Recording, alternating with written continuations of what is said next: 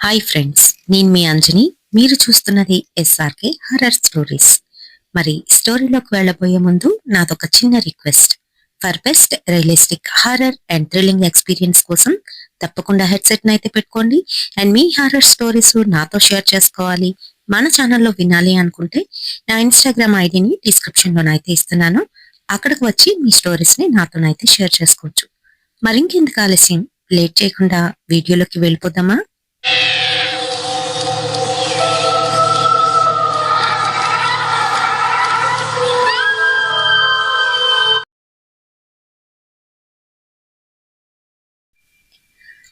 Civils కి prepare అవుతున్న రియా, కార్తిక్ వాళ్ళిద్దరూ మెరిట్ స్టూడెంట్స్. అంతేకాదు, వాళ్ళు ఏ విధంగానైనా వాళ్ళ గోల్ ని సాధించాలి అని ఒక పట్టుదల మీద అయితే ఉన్నారు. ప్రిలిమ్స్ ఎగ్జామ్స్ కోసం గట్టిగానైతే ప్రయత్నిస్తున్నారు. మరి మీ అందరికీ తెలిసిందే కదా, ఎగ్జామ్ అంతా ఈజీ అయితే కాదు. వాళ్ళ డిగ్రీ కంప్లీట్ చేసిన తర్వాత దరఖాస్తులు పెట్టుకొని వాళ్ళ క్యాస్ట్ ప్రకారం వాళ్ళకొచ్చిన ఏవో కొన్ని మినహాయింపులతోనే ఎగ్జామ్ ఫీజు అయితే కట్టేశారు. ఆ సంవత్సరం పరీక్షలు చాలా హార్డ్గానైతే ఉన్నాయి. మరి వాళ్ళ ఎగ్జామ్లోని ఉత్తీర్ణత అయితే సాధించలేకపోయారు. కార్తిక్ ఐఏఎస్ పరీక్షలకు అయితే అపియర్ అయ్యాడు. తన కేటగిరీకి 32 years వరకు 6 సార్లు ఛాన్స్ అయితే ఉంటుంది. మరి అలానే వారిద్దరు కూడాను అపియర్ అయ్యారు, గాని ఆ అయ్యరు వారిద్దరికి కూడా రాలేదు. మరి కార్తిక్ అక్కడే మళ్ళీ ఉండి కోచింగ్ అయితే తీసుకుంటున్నాడు. కానీ రియాకి మటుకు వాళ్ళ నాన్నగారు, మీ అత్త వాళ్ళ ఇంటికి వెళ్ళి అక్కడ కోచింగ్ తీసుకో, ఆ ఊర్లో ఇంకా బాగుంటుంది, బెటర్ గానైతే ఉంటుంది, తొందరగా నువ్వు రీచ్ అవ్వాలనుకున్న గోల్ ని రీచ్ అవ్వగలవు అని చెప్పడంతోని తను కూడా కన్విన్స్ అయితే అయ్యింది. మరి అక్కడ వచ్చిన ప్రాబ్లం ఏంటి అనంటే కార్తిక్ ని వదిలి ఉండడం. అయితే మరి కార్తిక్ అంటే చాలా ఇష్టం పెంచుకుంది. ఆ కొన్ని రోజుల్లోనే వాళ్ళిద్దరి మధ్యన బాండింగ్ అంతగా పెరిగిపోయింది. మరి వాళ్ళిద్దరూ ఎంతో సిన్సియర్, ఒకరి మీద ఒకరికి బాగా నమ్మకం కూడాను. మరి అందుకనే కార్తిక్ ఎక్కడుంటే ఏముంది, మనం కలిసి ఆ కొంతసేపు ఫోన్లో మాట్లాడుకుంటే సరిపోతుందిలే, కంగారు పడకు, ఎప్పుడు టచ్ లో ఉండు అని చెప్పి పంపించేశాడు. మరి తను కూడా అలానే బాధగానైతే ఉంది. అక్కడికి వెళ్ళిన తర్వాత వాళ్ళ అత్త కూతురు కూడాను సివిల్స్ కి అయితే ప్రిపేర్ అవుతుంది. మరి ఇద్దరు కలిసి వాళ్ళ అత్తమ్మ వాళ్ళ ఇంట్లో కాకుండాను కోచింగ్ సెంటర్ కి దగ్గరలోనే ఒక రూమ్ అయితే తీసుకున్నారు. మరి ఆ రూమ్ లో వాళ్ళతో పాటు ఇంకొక 3 అమ్మాయిలు అయితే ఉంటారు. మార్నింగే వాళ్ళు పనులు చేసుకొని కోచింగ్ సెంటర్ కి వెళ్ళిపోవడం, మళ్ళీ 10:30, 11 ఆ టైంకి ఒకసారి వచ్చి బ్రేక్ఫాస్ట్ చేసేసి మళ్ళీ వెళ్ళి మళ్ళీ కోచింగ్ సెంటర్ లో కూర్చోవడం. ఇలా తెల్లారిన దగ్గర నుంచి రాత్రి వరకు చదువుకుంటూనే ఉంటారు. రాత్రి ఏదో కాస్త ఫ్రీ టైం దొరికినప్పుడు అందరూ వాళ్ళ ఇంటికి ఫోన్లు చేసుకోవడం, కాసేపు మాట్లాడుకోవడం, ఇలాంటివన్నీ కూడా జరుగుతాయి. మరి ఆ సమయంలోని రియా తన బాయ్ ఫ్రెండ్ కార్తిక్ తోనైతే మాట్లాడుతూ ఉండేది. మరి పక్కన ఉన్న స్వాతి, వాళ్ళ అత్త కూతురు, అది గమనించినా కూడాను తనేం పట్టించుకునేది కాదు. మరి వాళ్ళతో పాటు ఉన్న మరో 3, అందులోని అనిత. అనితకి బాయ్ ఫ్రెండ్ ఉన్నాడు. తనతోని బయటికి వెళ్ళడం, ఎక్కువగా తనతో స్పెండ్ చేయడం, చదువు కన్నా తనకే ఎక్కువ ప్రిఫరెన్స్ ఇవ్వడం తనకు అలవాటు. అయితే మరి ఒక సండే నేను అమ్మ దగ్గరికి వెళ్తాను, నాకెందుకో బాగా హోమ్ సిక్ అనిపిస్తుంది అంటూ స్వాతి అయితే వెళ్ళిపోయింది. తన్ని కూడా రమ్మంది గాని రియా మటుకు నా బట్టలు చాలానే ఉన్నాయి, ఉతుక్కోవాలే, ప్లీజ్ నువ్వు వెళ్ళొచ్చే అంటూ తనైతే ఉండిపోయింది. మరి మిగతా 2 అమ్మాయిలు కూడాను ఆ రోజు సండే కాబట్టి బయటికి వెళ్ళి వస్తామని వెళ్ళిపోయారు. ఇంకా తనతో పాటుగా అనిత మాత్రమే ఉంది. అనిత ఎందుకనో హడావిడి పడిపోతూ అటు ఇటు తిరుగుతూ ఉంది. రూమ్ లో నుంచి బయటికి వెళ్లడం, లోపలికి రావడం, ఎవరి గురించో ఎదురు చూస్తున్నట్టుగానైతే కనిపిస్తుంది. అప్పుడే వాషింగ్ మిషన్ లో నుంచి బట్టలైతే బయటికి తీసింది రియా. ఏంటనిత అంత కంగారు పడిపోతున్నా, ఎవరైనా వస్తున్నారా అని అడిగింది. అది అది ఏం లేదు రియా, నాకొక చిన్న హెల్ప్ చేస్తావా అని అడుగుతుంది. ఏంటి చెప్పు అని అంటే, నా బాయ్ ఫ్రెండ్ నా బాయ్ ఫ్రెండ్ నన్ను బయటికి తీసుకువెళ్ళాలనుకుంటున్నాడు. నేను ఒక్కదాన్ని వెళ్ళాలంటే నాకు భయం, నీకు తెలుసు కదా, నేను కూడా నీలానే వేరొక స్టేట్ నుంచి అయితే వచ్చాను ఇక్కడికి. నాకు కూడా పెద్దగా ఏం తెలీదు. నువ్వొస్తే తోడుగా ఉంటుంది. అలా వెళ్ళి ఇలా వచ్చేద్దాం. ఒక్క హాఫ్ అన్ అవర్ ప్లీజే. ఏమీ అనుకోకు ఇలా అడుగుతున్నానని. నీకు తెలుసు కదా అని కన్విన్స్ చేస్తుంది. మొత్తానికి ఎలాగోలా రియానైతే ఒప్పించేసింది. ఎందుకు అనంటే తనకి కూడా బాయ్ ఫ్రెండ్ ఉన్నాడుగా. ఆ రకంగా సెంటిమెంట్ డైలాగ్ కొట్టి తన్నైతే ఒప్పించింది. ఇంక తప్పక ఈలోగా తన బాయ్ ఫ్రెండ్ బైక్ మీద అయితే వచ్చాడు. తనతో పాటు మరొక ఫ్రెండ్ అయితే తీసుకువచ్చాడు. అదేంటి నీ బాయ్ ఫ్రెండ్ అన్నావు, ఇప్పుడు వాడెవడో కనిపిస్తున్నాడు అని అంటే, నీలాగే తను కూడా తోడుని తీసుకొచ్చాడు అంతే. వాళ్ళు బైక్ మీద వస్తారు, మనం ఆటోలో వెళ్ళిపోదామని చెప్తుంది. ఏంటో సరే సరే పద అంటూ వీళ్ళైతే ఆటో ఎక్కేశారు.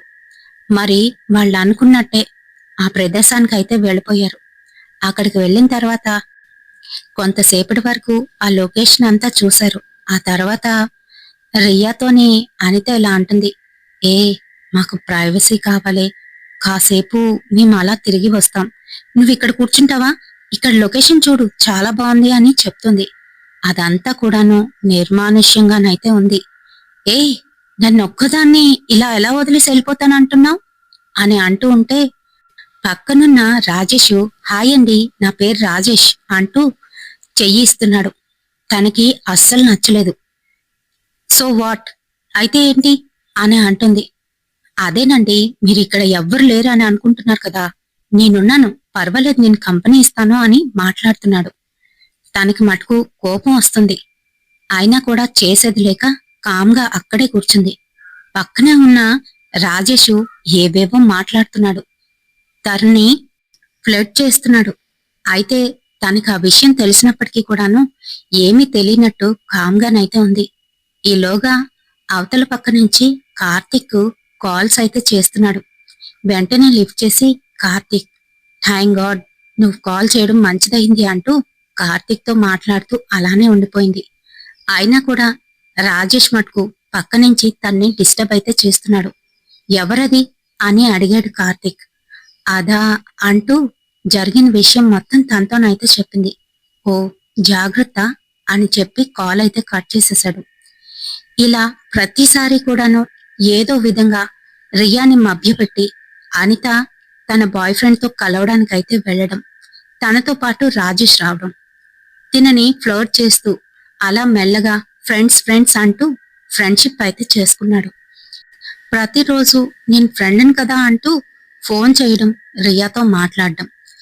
ఇక రియా కూడా మెల్లగా కార్తిక్ ఫోన్లకి జవాబు ఇవ్వడం మానేసింది. తనతో కన్నా ఈ మధ్యకాలంలోనే రాజేష్ తోని ఎక్కువగానైతే మాట్లాడుతుంది. కార్తిక్ మటుకు రియా కొంచెం బిజీగా ఉండుంటుంది, అందుకనే ఇలా చేస్తుందిలే అని చెప్పి ఊరుకుండిపోయాడు. అప్పుడప్పుడు కాల్ చేస్తున్నా కాల్ కట్ చేయడం, తనకి కోపం వచ్చినప్పుడు లిఫ్ట్ చేసి ఏంటి అలా తినేస్తున్నావు, నేను బిజీగా ఉన్నాను, చదువుకోవద్దా, చదువుకోనివ్వవ నువ్వు నన్ను అంటూ తిట్టి పెట్టేస్తూ ఉండేది. ఇలా కొంతకాలం అయితే గడిచింది.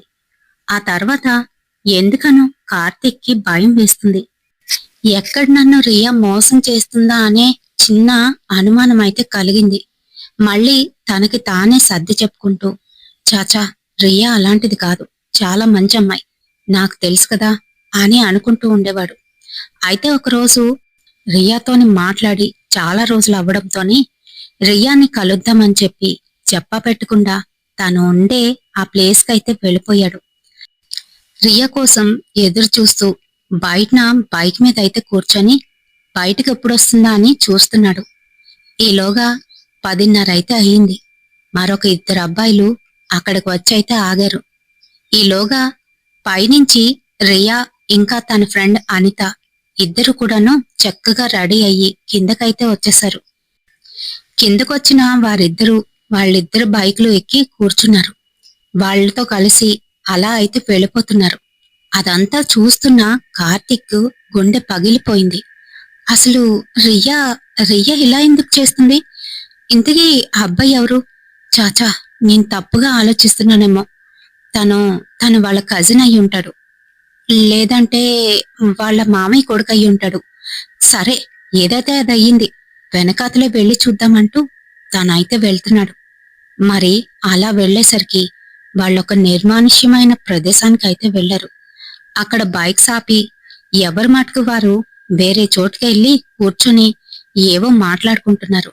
మెల్లగా వాళ్ళ వెనకాతలే వెళ్తూ రియా, రాజేష్ వెనకాతలైతే వెళ్ళాడు. అంతే మరి, రాజేష్ తన్ని కిస్ చేస్తున్నాడు. అది చూసిన కార్తీక్కి గుండె పగిలిపోయింది. ఇంకేం మాట్లాడకుండా అక్కడికి రియా కోసం వెళ్లడం తనది తప్పు అనుకొని తన బైక్ తీసుకొని రిటర్న్ అయితే వచ్చాడు గాని తన మనసులో అయితే మనసు లేదు. చదవలేకపోతున్నాడు, సరిగ్గా తినడం లేదు. వాళ్ళ ఫ్రెండ్స్ అందరూ కూడాను ఏమైందిరా నీకు అని అడుగుతున్నా కూడా ఏం చెప్పట్లేదు. ముభావంగానైతే ఉంటున్నాడు. రాత్రి సమయంలోనే సరిగ్గా పడుకోవడం లేదు. మధ్యరాత్రిలోని ఉలిక్కిపడి లేచి కూర్చుంటున్నాడు. ఎవ్వరికీ కనిపించకుండా ఓ మూలకెళ్ళి అక్కడైతే ఏడుస్తున్నాడు. లేదంటే బాత్రూంలోని గంటల తరబడి అక్కడే గడిపిస్తున్నాడు. ఏమవుతుందో వాళ్ళకు అర్థం కాలేదు. మొత్తానికి 2-3 రోజులు అలానే అయిపోయింది. తర్వాత తన బెస్ట్ ఫ్రెండ్ అయిన సంతోష్ కార్తీక్ని చూసి ఉండలేకపోయాడు. కార్తీక్, అసలు ఏమైందిరా? ఎందుకు? ఆ రియా కోసమేనా? పోతే పోని, వదిలేసేయని అంటున్నా కూడా ఇంకా ఏడ్చేస్తున్నాడు. కార్తీక్ ఎప్పుడైతే అలా ఏడ్చి కిందన కుప్ప కూలిపోయాడో సంతోష్ అది భరించలేకపోయాడు. రే కార్తీక్, ఎందుకురా? అదొక్కదయ్యే ఉందా? ఇంకే ప్రపంచంలో ఇంకెవ్వరూ లేరా? నీకోసమంటూ ఇంకెవరైనా ఉంటారా అని అంటూ ఉంటే, లేదురా, నా కోసమే అది పుట్టింది. కానీ వాడు మధ్యలో ఎలా వచ్చాడో నాకు అర్థం కావట్లేదు అంటూ ఏడుస్తున్నాడు. ఇంకా అంతే, తన ఫ్రెండ్ బాధని తట్టుకోలేకపోయాడు సంతోష్. రే కార్తీక్, లేవరా అంటూ పైకి లేపాడు. కార్తీక్ ని గట్టిగా హగ్ చేసుకున్నాడు. అంటారు కదా, ఎవరైనా బాధల్లో ఉండేటప్పుడు, కష్టాల్లో ఉండేటప్పుడు ఎవరైనా అలా హక్ చేసుకుంటే వాళ్ళ కష్టం అంతా తీరిపోయినట్టుగా ఉంటుందని. అదే జరుగుతుంది. ఇలా అయ్యింది, నేను వెళ్ళాను, ఇలాంటి ఒక చూడకూడని ఒక విషయాన్ని చూశాను అని చెప్పాడు. అసలు రియా నిజంగానే నేను లవ్ చేసిందా అని సంతోష్ అయితే అడిగాడు. లేదురా, నిజంగానే తను సిన్సియర్. కానీ అక్కడికి ఎప్పుడైతే వెళ్ళిన తర్వాతే తను ఇలా తయారయ్యింది అని చెప్తున్నాడు. అయితే మరి తనకి బుద్ధొచ్చేటట్టు చెయ్యాలి అని అంటే మనం ఒక పని చేద్దాం. తనకు సంబంధించిన వస్తువులు నీ దగ్గర ఉండనే ఉంటాయి కదా, ఉన్నాయా అని అడుగుతున్నాడు. ఆ, ఉన్నాయి. అయితే అయితే అంటావేంటి? తన వస్తువుల్ని తీసుకువెళ్ళి నాకు తెలిసిన ఒక తాంత్రిక్ బాబా ఉన్నారు, ఆయనకిద్దాం. వశీకరణ చేసి అది నీ కాళ్ల చుట్టూ తిరిగేటట్టు చేద్దాం అని అంటున్నాడు. రేయ్, మనం చదువుకున్న వాళ్ళమే, అయినా ఇలాంటివన్నీ జరుగుతాయంటావా అని అంటూ ఉంటే, లేదురా, నీకు తెలీదు, ఇలాంటివి నిజంగానే ఉన్నాయి. మనం చదువుకుంటేనే, చదువు వేరు ఇది వేరు, దా వెళ్దామని తనకైతే ధైర్యాన్ని ఇచ్చాడు. ముందు మనం ఆయనతో మాట్లాడదాం, ఆ తర్వాత ఏం చెయ్యాలో ఆయనే చెప్తారు అంటూ వెంటనే కాల్ అయితే చేశాడు. ఆ తాంత్రిక్ బాబా వీళ్ళకి ఆ అమ్మాయికి సంబంధించిన ఒక ఫోటో, ఇంకా ఆ అమ్మాయి తనతో పాటు ఎక్కువగా ఉంచే ఒక వస్తువు ఏదైనా, దాంతో పాటుగా వీలైతే ఆ అమ్మాయి వేసుకున్న బట్టలు అని అంటూ ఉంటే, అన్నీ ఉన్నాయండి అని చెప్తున్నాడు కార్తీక్. సరే, అవన్నీ తీసుకొని రా బాబు అని చెప్పేశాడు. ఇంకా మర్నాడే వీళ్ళు అతని దగ్గరికి అయితే వెళ్లారు. అతని ముందు అవన్నీ పెట్టారు. అతను ఆ అమ్మాయి ఫోటోని చూస్తూ అలానే ఉండిపోయాడు. ఆ అమ్మాయికి సంబంధించిన ఆ వస్తువుల్ని తాకుతూ ఏదో ఫీల్ అవుతున్నాడు. బాబు, ఎవరో ముందుగానే ఈ అమ్మాయికి ఇలా ప్రయోగం చేశారు అని చెప్పాడు. అంతే, వాళ్ళు షాక్ అయిపోయారు. అంతేకాదు, వాళ్ళు ఆ అమ్మాయికి ఏదో తాగించారు. దానివల్ల పూర్తిగాను తన వశమైపోయింది. అంటే నేను చెప్తుంది నీకు అర్థమవుతుంది కదా బాబు? ఇప్పటికే చాలాసార్లు వాడు అని అంటున్నాడు. అయినా కూడా కార్తీక్ నాకు తనే కావాలి, తనకి నేనంటే చాలా ఇష్టం. ఏదో ఇలా జరిగింది కాబట్టి తను వాడి మాయలో పడి ఉండొచ్చు. అంతేగాని తనకి నేనంటే ఇష్టం లేకుండా ఉండదు అని అంటున్నాడు. అయితే తను మరి నార్మల్గా అవ్వదా? ఇంతకు ముందులాగా మారదా? నన్ను ప్రేమించదా అని అడుగుతున్నాడు. ప్రేమిస్తుంది బాబు, కానీ వాడు చేసిన ప్రయోగం ముందు అదేమీ నిలబడదు. తను తన అవుట్ ఆఫ్ కంట్రోల్ అయిపోయింది, తనకి ఏమీ గుర్తుండదు అని చెప్తున్నాడు. అయితే ఇప్పుడెలా? ఎలా మళ్ళీ రియాని నా వైపు తిప్పుకునేది అని అడుగుతున్నాడు కార్తీక్. దానికి కూడా ఒక పరిష్కారం ఉంది. ఆ అమ్మాయి నువ్వు చెప్పినట్టుగా వినిపించుకొని నీ దగ్గరికి వస్తుంది. అదేంటి అనంటే, వాడు ఆ అమ్మాయిని ఒక్కరిదాన్నే కాదు, చాలా మందితోని ఇలా చేశాడు. వాడి వెనకాతల ఏదో శక్తి ఉంది. వాడు ఇలాంటి ప్రయోగాలన్నీ చేయడంలోని తిట్ట. నాకు అదంతా కూడా తెలుస్తుంది అని ఆ తాంత్రికుడైతే చెప్తున్నాడు. మరి ఎలా? మరి ఏం చేసి వాడి నుంచి రియాని వేరు చెయ్యాలి అని అడుగుతున్నాడు. నా ఆధ్వర్యంలో మనం కేరళకైతే వెళ్ళాలి. దాని గురించి పూర్తిగానైతే చెప్తాను. కానీ ఆ అమ్మాయిని జాగ్రత్తగా వాడి వశం కానివ్వకుండా నువ్వే అక్కడికి తీసుకురావాలి. అది కేవలం దుర్గాష్టమి, అష్టమి సమయాల్లోనే అది చేయగలం. మిగతా రోజుల్లోనే వాడి పవర్ చాలానే ఉంటుంది. అంతేకాదు, వాడు అమ్మాయిల దగ్గర నుంచి ఒక రకమైన శక్తిని లాక్కుంటూ ఉంటాడు. వాడి ప్రయోగం అలా పనిచేస్తుంది. వాడు ఎప్పుడైతే అమ్మాయితో ఇంటిమేట్ అవుతాడో ఆ సమయంలో వాళ్లలో ఉన్న శక్తిని మొత్తం లాగేసుకుంటూ ఉంటాడు అని చెప్తున్నాడు. మరి ఎలా కాపాడుకునేది రియాని అని అడుగుతున్నాడు. మనం కేరళకైతే తీసుకువెళ్ళాలి.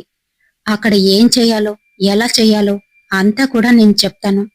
ప్రస్తుతానికి ఇదిగో ఈ తాయితులు ఇస్తున్నాను. నువ్వు, నీతో పాటు వచ్చిన నీ స్నేహితుడు, ఇదిగో మరొక తాయెత్తు ఉందిగా, ఇది ఆ అమ్మాయికి కట్టండి. కట్టి ఎలాగైనా ఇక్కడికైతే తీసుకురండి అని చెప్పేశాడు. మరి నార్మల్గానే చదువుకోవాలి అనే రియాకి ఇప్పుడు ఆ ధ్యాస లేదు.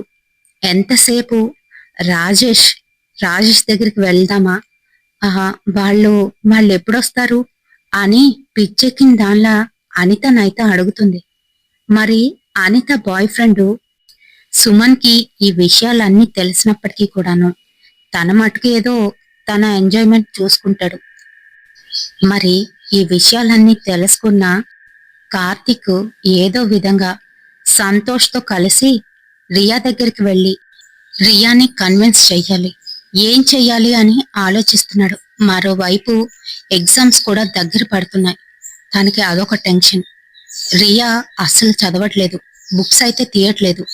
స్వాతి అది చూసి ఎన్నోసార్లు రియానైతే వార్న్ చేసింది.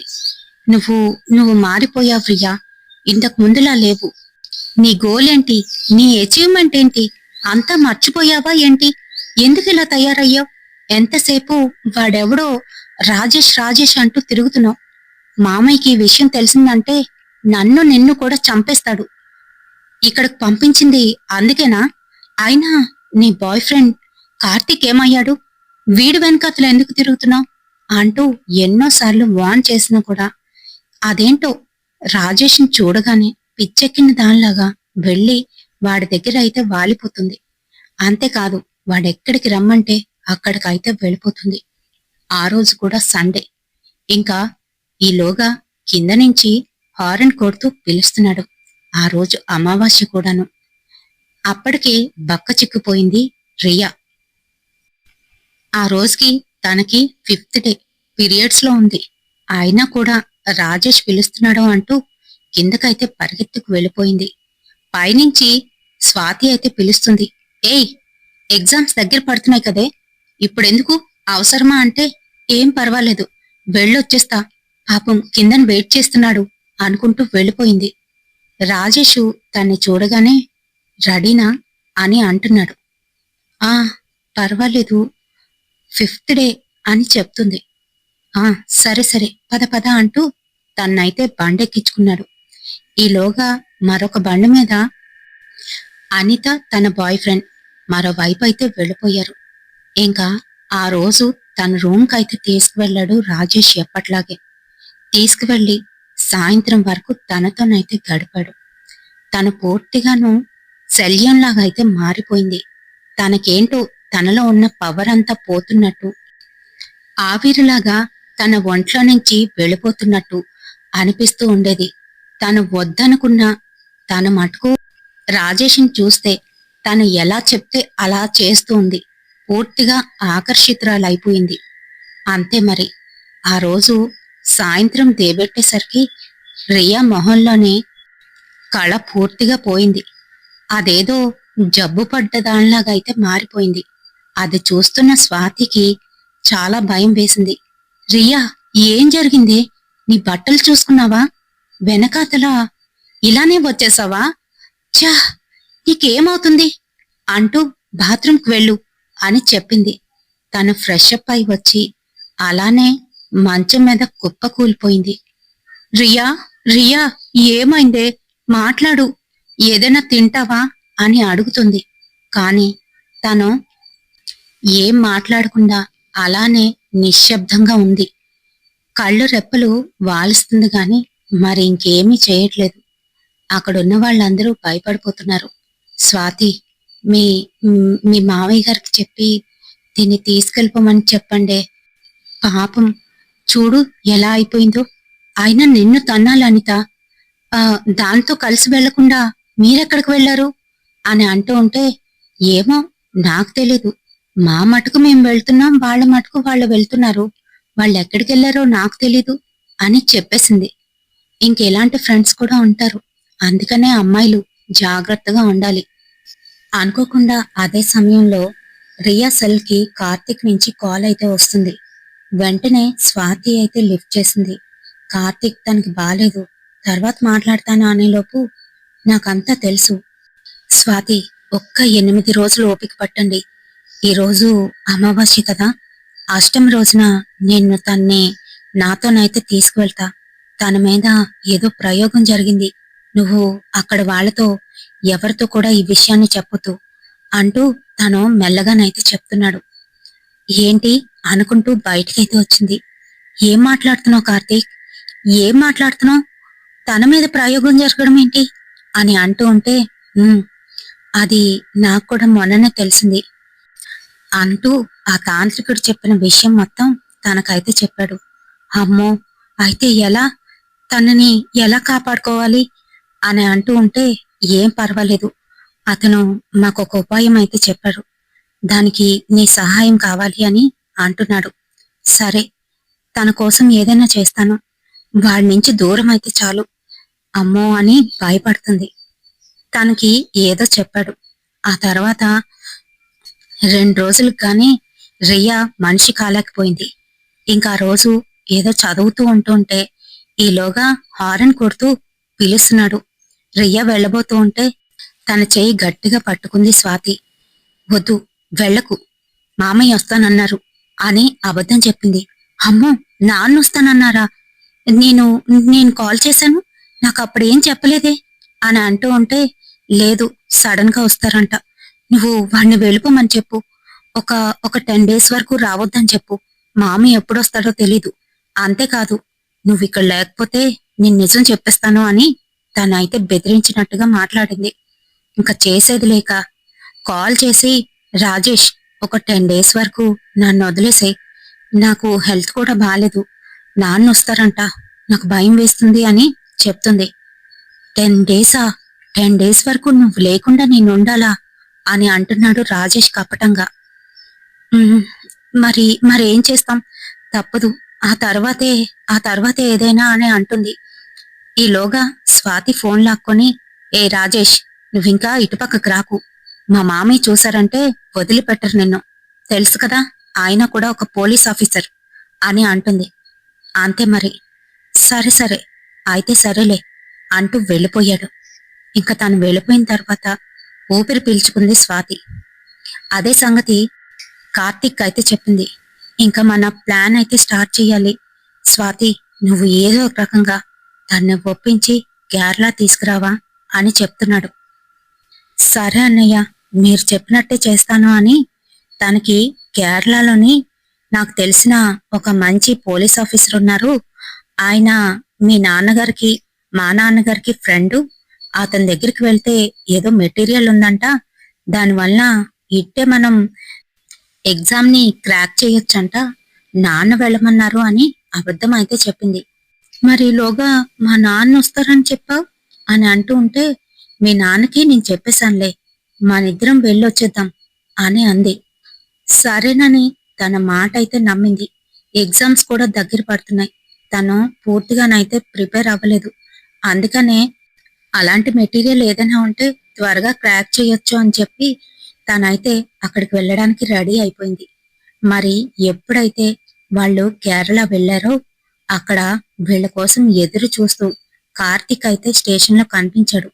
వీడేంటి, వీడిక్కడున్నాడేంటి అని కంగారు పడిపోతుంది. కార్తీక్ దగ్గరకు వచ్చి ప్రేమతోనైతే తన చేతిని తాకాడు. కాని చేతినైతే విదిలించుకుంది. ఎందుకనంటే అప్పటికి ఇంకా రాజేష్ మత్తులోనైతే ఉంది. మొత్తానికి కార్తీక్ తను ఏదో మాట్లాడడానికి ప్రయత్నిస్తూనే మరో పక్క నుంచి స్వాతికి ఆ తాయెత్తునిచ్చి అది తన చేతికి కట్టు అని చెప్పాడు.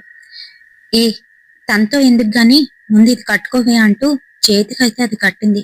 ఎప్పుడైతే ఆ తాయెత్తు తన చేతిని తాకిందో ఏంటో మత్తంతా వీడిపోయినట్టుగానైతే అయిపోయింది. మనం ఇక్కడికి ఎందుకు వచ్చాం? ముందు ఆ అంకుల్ దగ్గరికి వెళ్ళి మెటీరియల్ తీసుకుందాం, చదువుకోవాలి. ఇంకా ఎగ్జామ్స్ దగ్గర పడిపోయాయి. నేనేమి చదవలేదేంటి, ఎందుకు ఇలా అయిపోయింది ఈ ఇయర్ నాకు అని అంటుంది.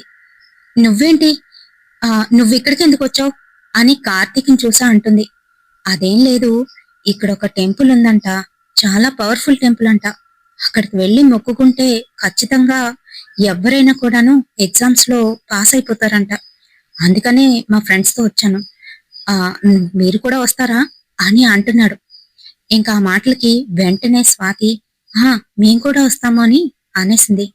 నోరు మూసుకో, నాన్న వాళ్ళకి తెలిసిందంటే అంతే సంగతులు అని అంటుంది.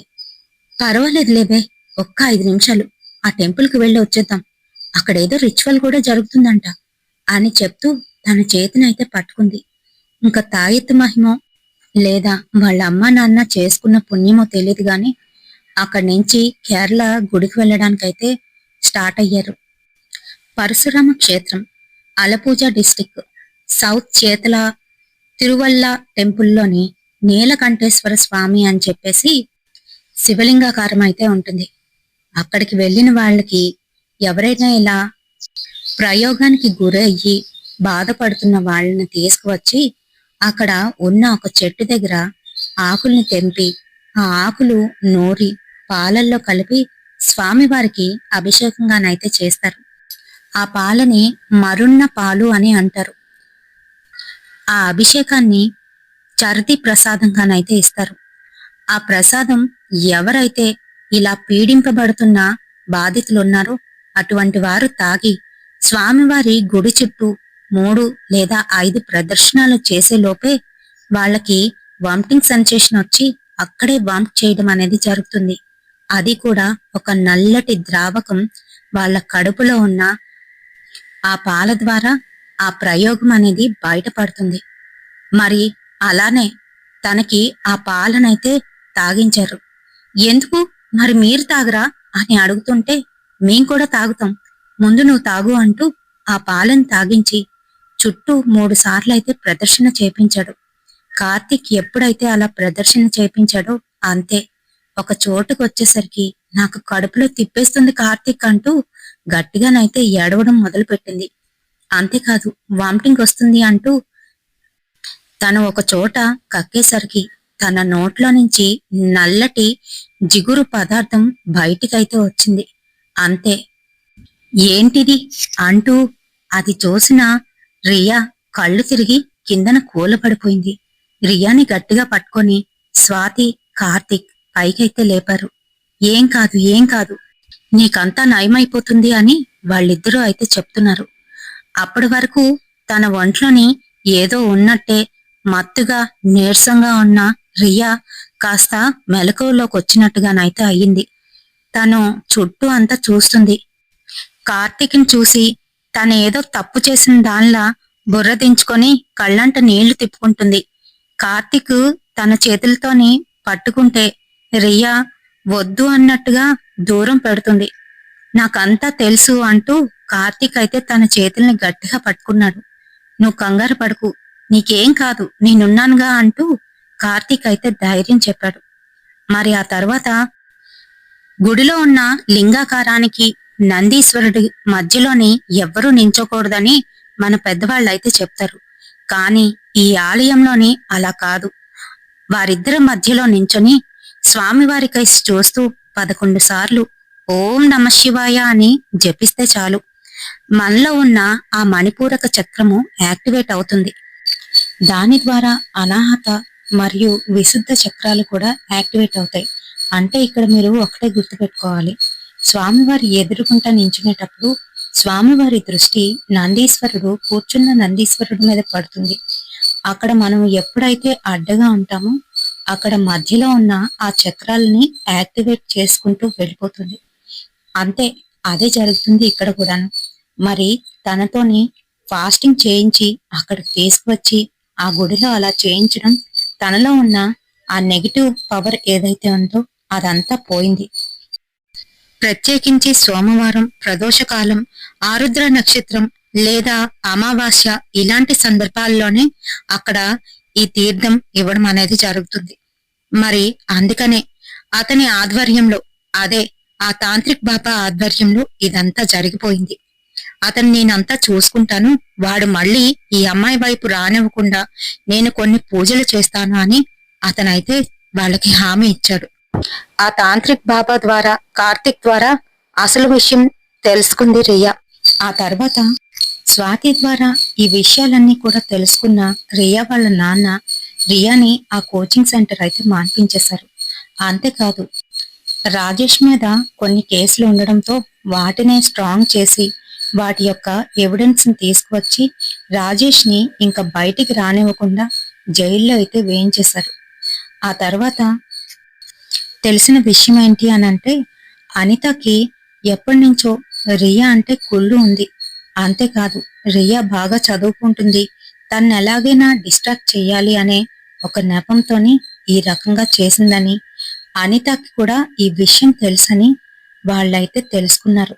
మరి అనిత, తన బాయ్ ఫ్రెండ్ ఇద్దరికి కూడాను వార్నింగ్ ఇచ్చి అయితే వదిలేశారు. మరి ఆ ఇయర్లోని కార్తీక్ అయితే ఎగ్జామ్ క్రాక్ చేశాడు, కానీ రియా మటుకు క్రాక్ చేయలేకపోయింది. నెక్స్ట్ ఇయర్ తను కూడాను ఎగ్జామ్ ని పర్ఫెక్ట్ గానైతే క్రాక్ చేసింది. ఆ తర్వాత వాళ్ళిద్దరూ అనుకున్న విధంగానే మంచి పొజిషన్స్ లోనైతే సెటిల్ అయ్యారు. వాళ్ళిద్దరూ పెళ్లి చేసుకున్నారు కూడా. మరి ఇదేదో స్టోరీ అనుకొని లైట్ గా తీసుకోవద్దు. నిజంగానే ఇలాంటి ఒక టెంపుల్ ఉందని మీలో ఎంతమందికి తెలుసు? అది చెప్పాలనే ఒక 2 స్టోరీస్ ని మెర్జ్ చేసి నేను ఈ రకంగానైతే చెప్పడం జరిగింది. 2 కూడా రియల్ స్టోరీస్. ఓకేనా?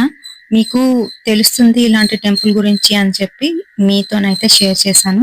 మరి వీడియో ఎలా ఉంది అనేది నాకు కామెంట్ సెక్షన్ లోనైతే కామెంట్ చేయండి. లాస్ట్ వీడియోకి మనకు వచ్చిన కామెంట్స్ ఎవరెవరి దగ్గర నుంచి వచ్చాయి అనేది చూసేద్దామా? మరి Vasudha sister, Veeramani sister, Vijayakrishna Rani sister, Tulasi sister, Basana Vijaya sister, N Lakshmi sister, Bali Lakshmi sister, Balaji గారు, పి రవిశంకర్ గారు స్వర్ణ నుంచి, మురళీకృష్ణ గారు, గౌతమ్ గారు, Dhanraj brother, Rajeshwari sister, Sanjay sister, అమలు సిస్టర్, జ్యోతి సిస్టర్, మౌనిక, రవీంద్ర అన్నయ్య, ఇంద్రాస్ కిచెన్ నుంచి ఇంద్ర గారు, లక్ష్మీ క్రియేషన్స్ నుంచి లక్ష్మి సిస్టర్, దునిషా షేక్ సిస్టర్, బబ్లీ గారు. ఇంకా ఎవరినైనా మిస్ చేసినట్లు అనిపిస్తే ఖచ్చితంగా నాకు కామెంట్ సెక్షన్ లో కామెంట్ చేయండి. నెక్స్ట్ వీడియోలోని తప్పకుండా మీ పేరును అయితే తీస్తాను. మరి రేపటి సరికొత్త హర్రర్ ఇన్సిడెంట్ తోని మళ్ళీ కలుద్దాం. Until then bye.